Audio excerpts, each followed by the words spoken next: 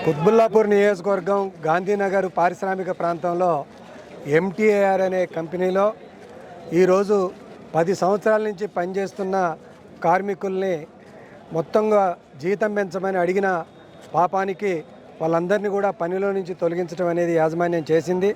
దీన్ని బీఆర్టీయూ తీవ్రంగా ఖండిస్తూ ఉంది.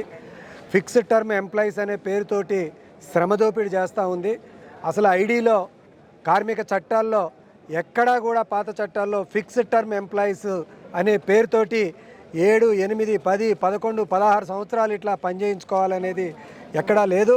కాబట్టి లేబర్ డిపార్ట్మెంటు ఈ చట్ట వ్యతిరేక చర్య ఏదైతే ఇవాళ మన ఎంటీఏఆర్ చేస్తున్నదో దాన్ని తీవ్రంగా పరిగణించి వాళ్ళందరినీ కూడా రెగ్యులర్ ఎంప్లాయీగా గుర్తించి వెంటనే యాజమాన్యానికి లెటర్ ఇవ్వాలని చెప్పేసి ఇవాళ మేము బీఆర్టీయూగా డిమాండ్ చేస్తున్నాం.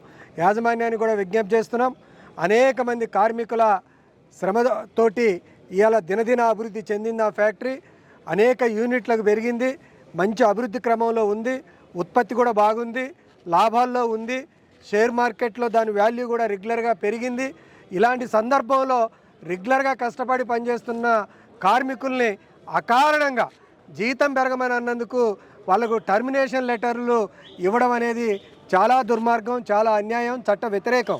ఎందుకంటే ఒకేసారి ఎలాంటి ముందస్తు చర్చలు లేకుండా, ముందస్తు ఉత్తరాలు లేకుండా, ఎలాంటి ఎంక్వైరీలు లేకుండా ఎప్పుడు కూడా ఏ పరిశ్రమలు కూడా ఏ కార్మికుని కూడా ఇప్పటివరకు చరిత్రలో ఏ పరిశ్రమ తొలగించలేదు. కానీ ఇవాళ ఎంటీఏఆర్ అనేది ఇంత పెద్ద కంపెనీ రాత్రికి రాత్రి 100 మందికి టర్మినేషన్ లెటర్ ఇవ్వటం ఏ రకంగా రైటు?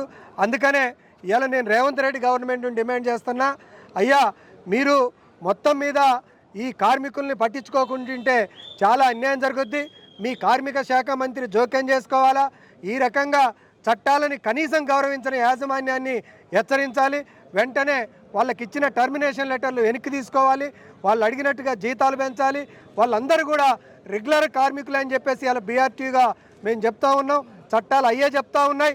అందుకని చట్టాలను గౌరవించి వాళ్ళందరికీ కూడా ఇండివిజువల్గా మీరందరూ రెగ్యులర్ ఎంప్లాయీస్ అని చెప్పేసి ఉత్తరాలు ఇవ్వాలని చెప్పేసి ఇలా బీఆర్టీ